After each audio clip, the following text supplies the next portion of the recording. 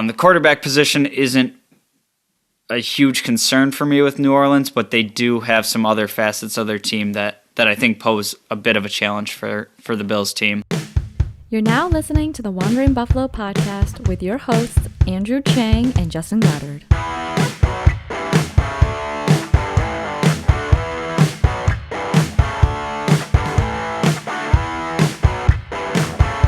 All right. Bills Mafia, welcome in, and thank you for joining me tonight for another episode of the Wandering Buffalo podcast. It's a show on the Built in Buffalo podcast network, coming out with great content 7 days a week. So if you're anything like me and you really can't ever get enough of your Buffalo Bills content, definitely check out the network. Like I said, tons of great shows on there, and we're coming to you every day of the week. We're talking tonight about the Bills matchup against the New Orleans Saints coming up on Thanksgiving. Andrew and I had some scheduling issues this week with the holiday and the short week, so he covered the beatdown that the Bills just took from the Colts. I was happy to give him the pleasure of being the one to cover that one. So we're not going to dwell on that one too much here. We're going to kind of look forward to the Saints and what to expect out of this matchup. Like I said, this one is going to be on Thanksgiving. It's going to be the night game at 8:20. And for anybody that did make it out to that Bills game and sat in the miserable, cold, windy, rain, terrible beatdown of a game, this one's going to be in a dome. So anybody that was, Team Dome after this week thinking that, that was part of the problem with our offense and our team, we'll get to see our team in a dome this week. So like I said, the team is looking to bounce back from just a terrible loss, and I'm not here to say by any means that I'm on, team the sky is falling, but I'm definitely getting a little bit more towards that panic button, and it really set in for me when you're looking at the standings after the game, and with the Chargers win, Bills loss, and the Patriots win, the Bills are now number 2 in the AFC East, and the Patriots have taken over the number 1 spot, which is not something I would have really predicted at the beginning of the season. Still plenty of time to get the ship right, but what's most concerning about this win to me is it's another conference loss. And we have a few of those now. And if we're not in a position where we do win the AFC East and we get into that wild card battle, we're not going to have a ton of wiggle room with tiebreakers and things like that. So really important for the Bills going forward to control everything they can as much as they can. And that's going to start with going out there and handling business against the Saints on Thursday. So kind of dive right into the matchup we have coming up with the Saints, and we'll start right at the quarterback position. If this game was just a few weeks ago and they had Jameis Winston still starting at quarterback, I would have a lot more concern about this game. I don't think by any means Jameis Winston is a great quarterback in the NFL, but he does provide that, a little bit more of the stretching the field, a little bit more take chances, and kind of that gunslinger mentality that can lead to big plays.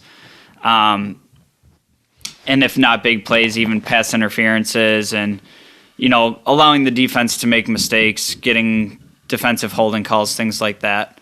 But this week we're going to see likely some sort of combination of Trevor Siemian and Taysom Hill. And for what it's worth, and who I remembered Trevor Siemian as a player, he's not going out there right now and lighting up the league by any means, but he has been playing pretty solid at quarterback. And then you have Taysom Hill, who, I'm not really on board with as a full-time starter in the NFL. I think he's kind of a modern, better version of like Joe Webb when he was with the Bills.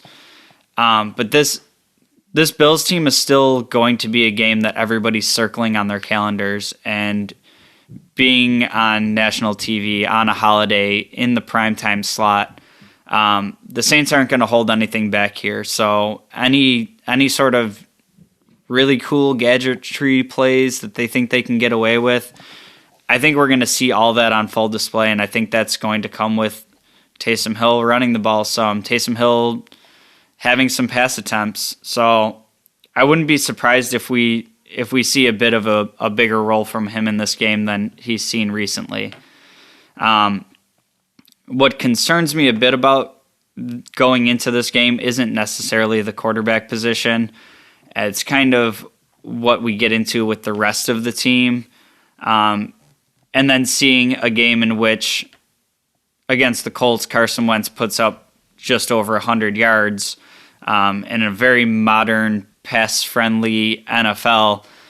Just seeing a quarterback that didn't really have to do much of anything, and their team coming away with just that kind of beatdown. So the quarterback position isn't a huge concern for me with New Orleans, but they do have some other facets of their team that I think pose a bit of a challenge for the Bills team.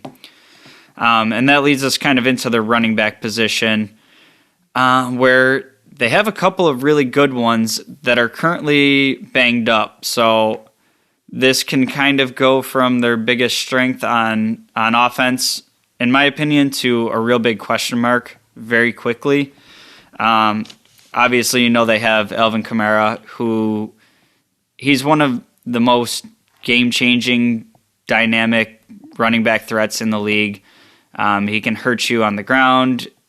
He's very involved in the passing game, the screen game, and he's one of those players that they're going to focus on getting the ball into his hands, and he'll make plays in space. Very similar to a Jonathan Taylor.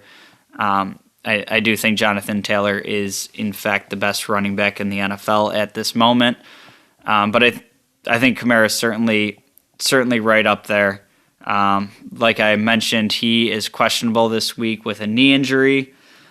And then his primary backup, Mark Ingram, coming back to the Saints this year.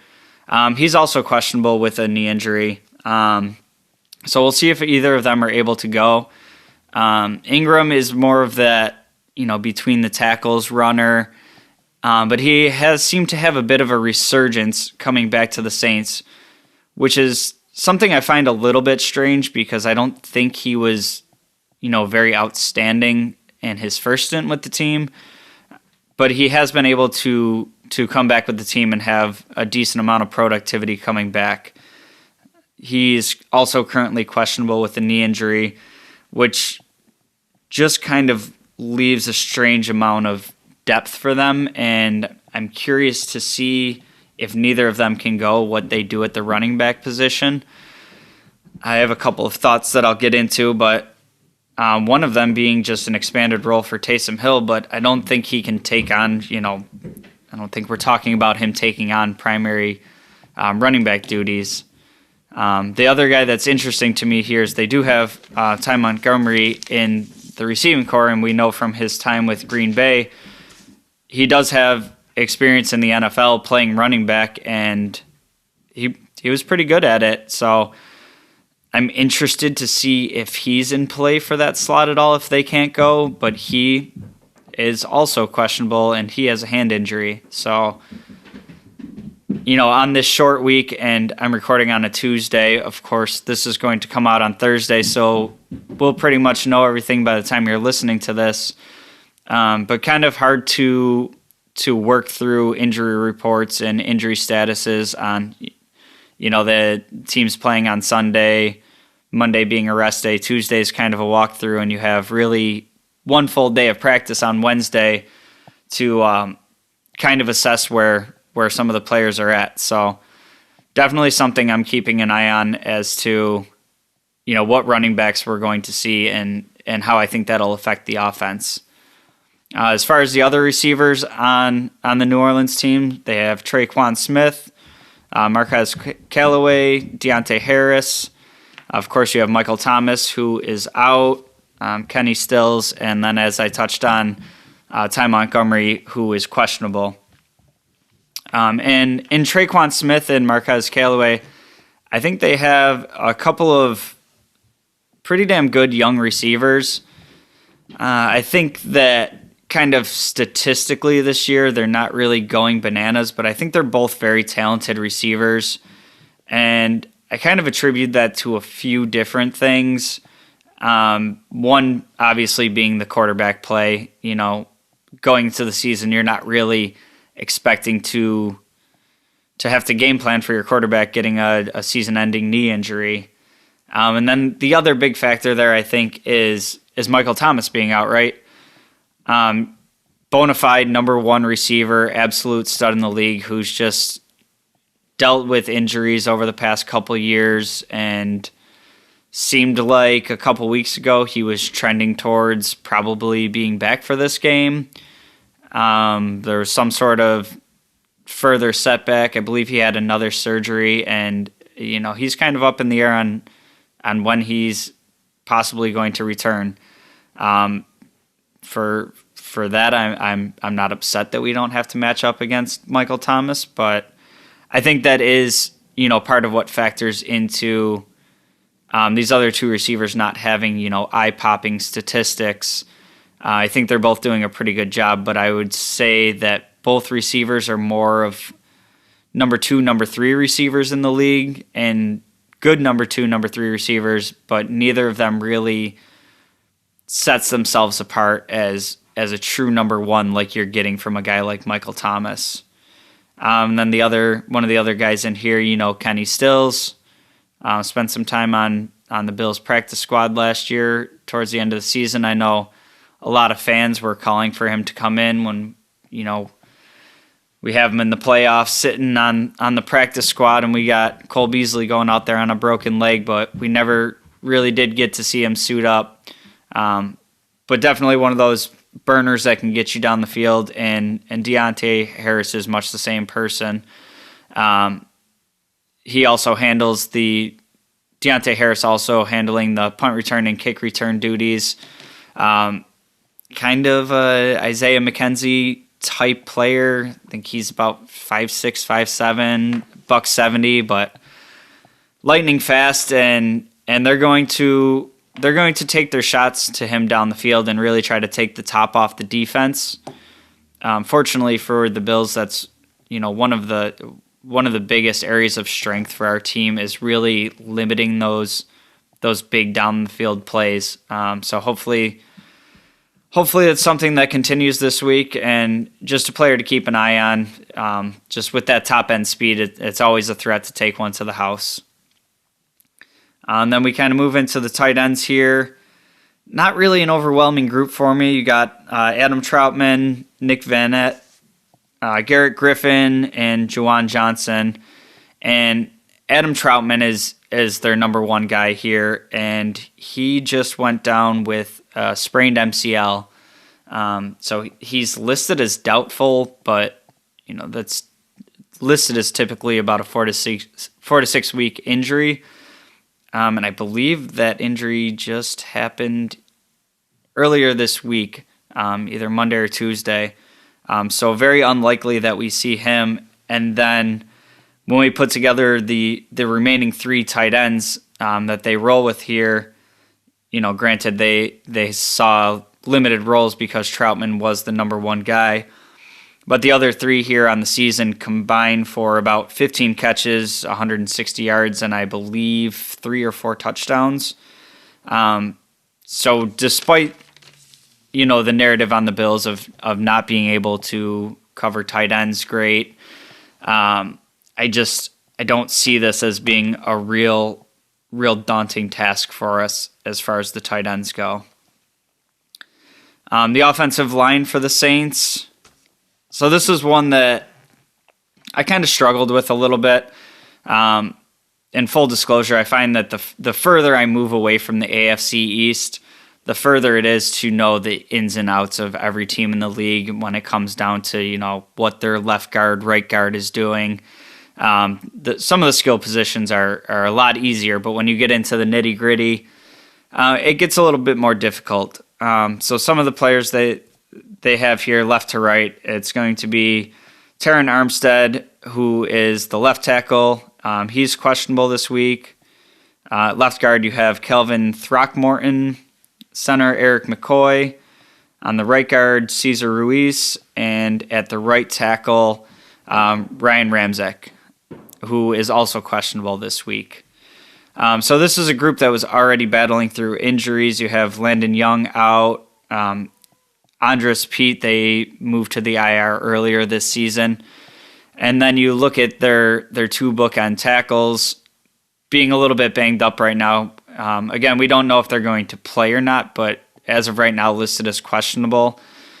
Overall, the unit seems to be doing a pretty good job of protecting Simeon. And outside of one game, I believe it was 2-3 weeks ago, where they allowed 4 sacks, he hasn't been sacked more than one time in a game. So as I was looking at kind of the depth they have here and the concern they have with injuries and whatnot, I was kind of hoping to do a little bit of a deeper dive and find out that they're just kind of allowing pressures all over the place and getting Simeon banged up. But they seem to be doing a pretty good job. All that being said, I do still think that there's an opportunity for us to get after Simeon, in particular from the edges. And that's something that I feel like we really need to see in a game. We had kind of a hot start to the season with the pass rush. When you look at the Miami game and a couple others in there, where it just seems like we were in the backfield up and down the line, like every third, fourth play. And that's something that as we've kind of gone through the season, it's had its flashes, but it's kind of been up and down. And this is definitely a spot that I'm looking to see an impact from. I just feel like it's so important to our defense to be able to generate some type of pass rush, and it doesn't necessarily have to be in the sacks department. Simeon is, he's got some experience in the league, but he's still a fairly young green quarterback who hasn't had a ton of playing time. So I think if you can get some pressure on him and kind of make him move off his spots and get off his timing, that alone will be a way to affect the game. And the players that I'm really looking for impacts from are some of these younger guys. And like I said, we've seen some flashes in the past few weeks, but we've been seeing flashes from Addison's been making a couple plays, and Hughes has been getting some pressure. And it just seems like Groot and Epinesa kind of burst onto the scene the first couple weeks, and they haven't been terrible, but they also haven't really been the game wreckers that they started out the season looking like they were going to be. Also would like to see Ed Oliver kind of continue this tear that he's been on and really keep getting the pressure up the middle. So that's going to kind of wrap it up for the offensive side of the ball. We're going to take a quick break here, and I will come back with a little bit of the defensive breakdown.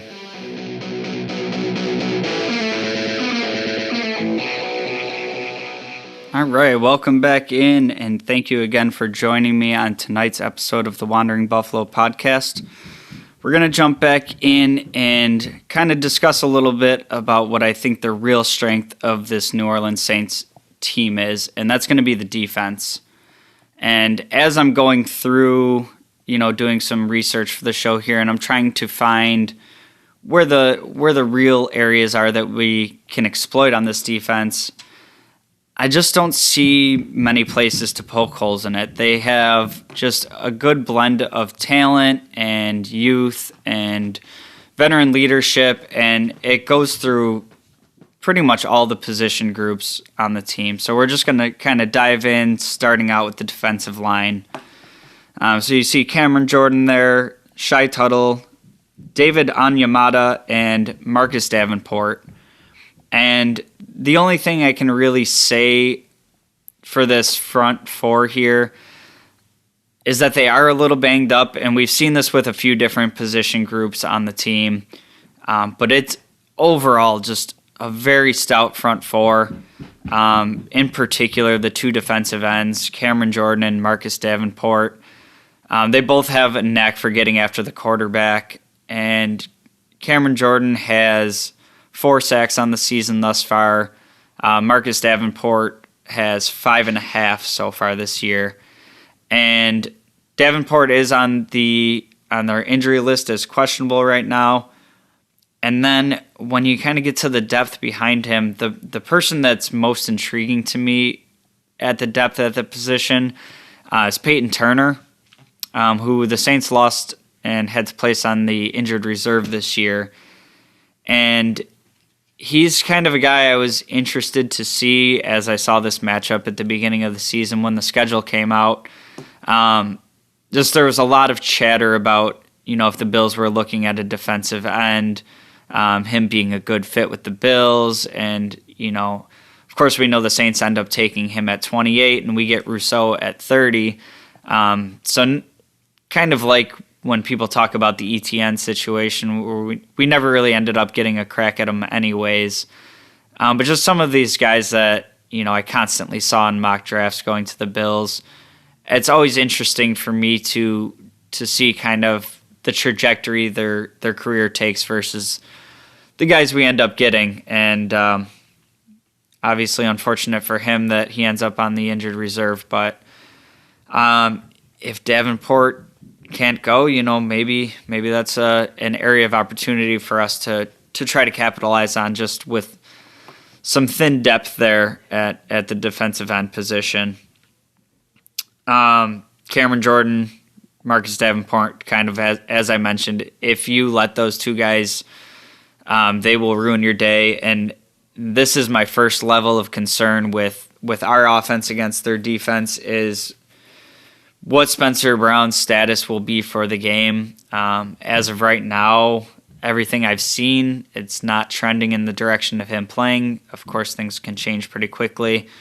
But our offensive line, they played okay against the Colts, but we've seen with Brown out of the lineup and the shuffle we have to do, it just becomes a real area of concern for me real quick. And in a defense that I think is pretty stout all around, I think it's going to be really important to keep Josh upright and give him time in the pocket to be able to have some longer developing plays, because as we'll get into here, through the back end of the defense, they're really talented as well. So we're really going to have to find some opportunities to make some plays.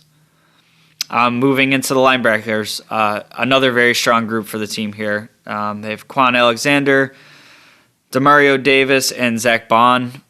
And this is one of the position groups where I think it's just a really good blend of veteran leadership, talent, and some youth. And Zach Bond is a little bit of a younger guy, but you have Demario Davis.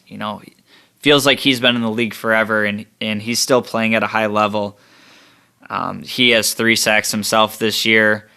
Quan Alexander adds another sack, and then they're playing in unison with that front four. They're pretty stout against the run game, which is probably a pretty easy task against this Bills team as it stands right now. And then they also have some pass coverage abilities.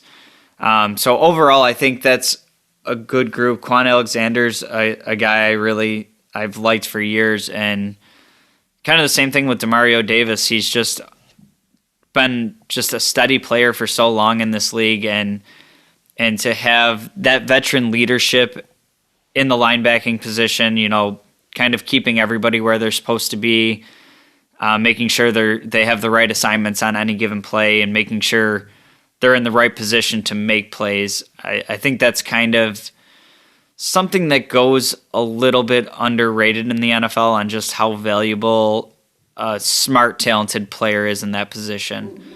So overall, just another strength for this team. And that brings us to the cornerbacks, which another guy that was talked about a lot going to the Bills if we were to be drafting a cornerback pretty early. They take Paulson Adebo in the 3rd round. From what I've seen this year, he's been playing pretty well. And then on the opposite side of him, you have Marshawn Lattimore, who is just a top-notch cornerback in this league. I don't really want to dive into top 5, top 10, 7, whatever, but when you start stacking up the players, he gets right up there towards the top of them, and this kind of reminds me of a little bit of a Trey White, Levi Wallace situation where Paulson Adebo being a young player and still kind of learning the ways, yes, he can go out there and make some plays and be a talented player, but I think there's also some opportunities to take your chances against him, because I don't think you're going to get a ton of work against Marshawn Lattimore. And if you do target Lattimore a lot, there's a chance that he makes you pay. This is another situation where, where I'm looking at our receiving core, I'm pretty much confident with the guys that we have going up against any secondary in the league. I do think our receiving core is that talented and can pretty much run with anybody out there. But I do think this is kind of a step up in competition from some of the cornerback tandems we've seen recently. So this might be a game where, we really have to go into those 4th, 5th receivers and have contributions from McKenzie and Gabe Davis. And an interesting name this week, practicing for the first time today, was Marquez Stevenson. And he has 21 days to be activated to the active roster, or he goes back onto the IR. But that also means that he could play as soon as Thursday. I don't necessarily think that we do see him on Thursday. If we do, maybe it's, trying to take a couple shots down the field and really use his speed in that regard. But I do think there's a chance that he's activated and, kind of that insurance policy if we see any more gaffes from McKenzie in the return game. I digress. And then the safeties. Again, a very strong safety tandem. You have Marcus Williams and Malcolm Jenkins. Malcolm Jenkins has 1 interception on the season, and Marcus Williams adds another 2. Malcolm Jenkins is right in that same vein of Demario Davis for me, where it feels like he's been in the league forever, and haven't really seen a situation in which his play is really declining.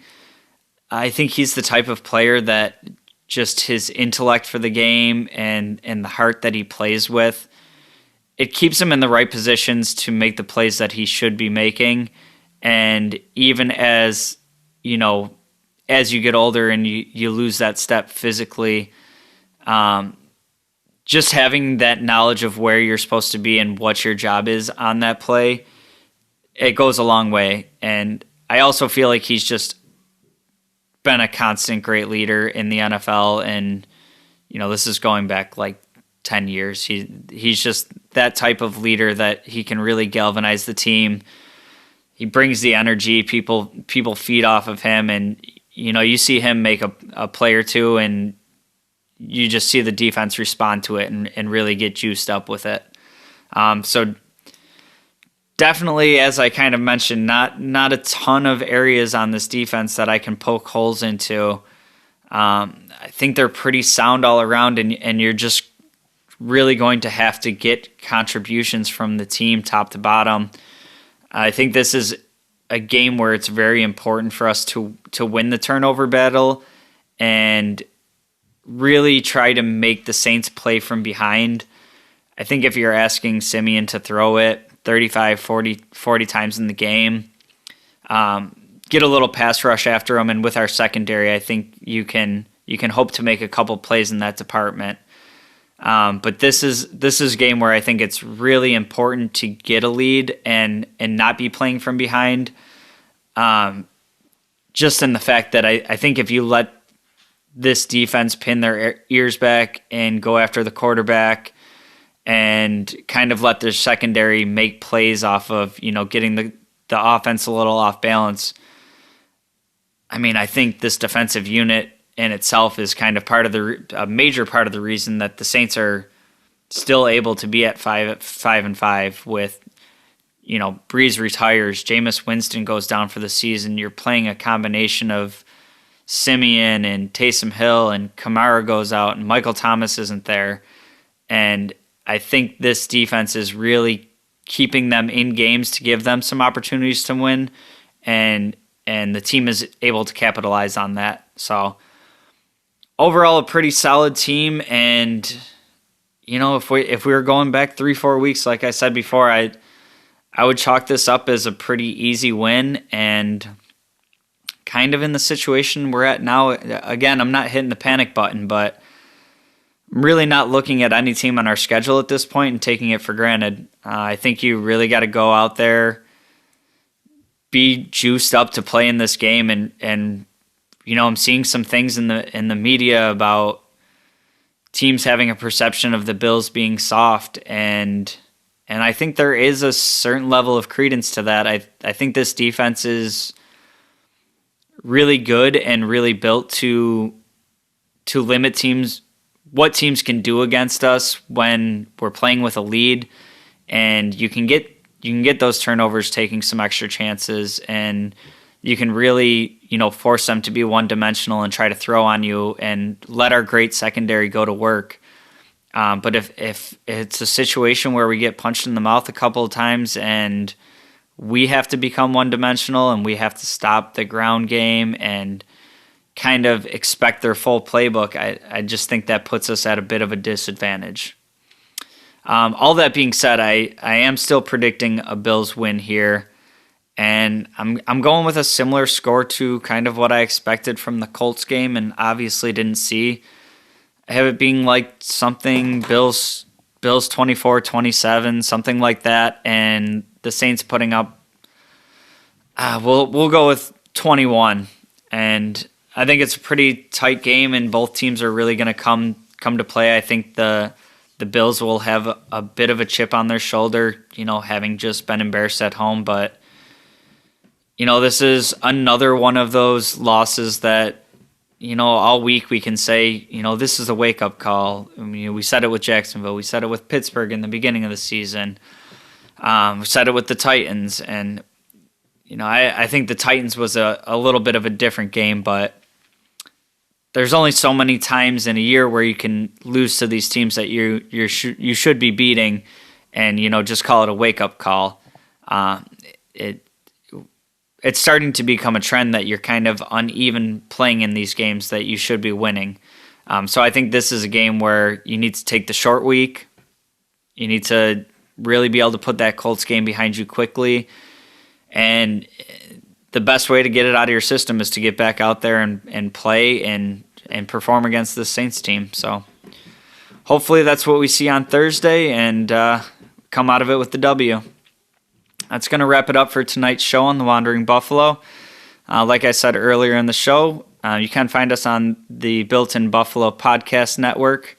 Again, content coming out every day of the week, so I know you want to get a little bit more content, so check out a couple of the shows on there, see if there's something else you like. You can find us on any social media, Apple Podcasts, Spotify, YouTube, pretty much anywhere where you can find podcasts, you find us there. We're always looking for great guests to join us on the show, so if you're ever interested in just having a little Bills conversation, hit us up in the comments, hit us up on social media, send us a DM, we'll get back to you, and we'd love to have you on the show. That's going to do it tonight. We'll pick back up with you next week. Hopefully, we'll be talking about a Bills win. Go Bills.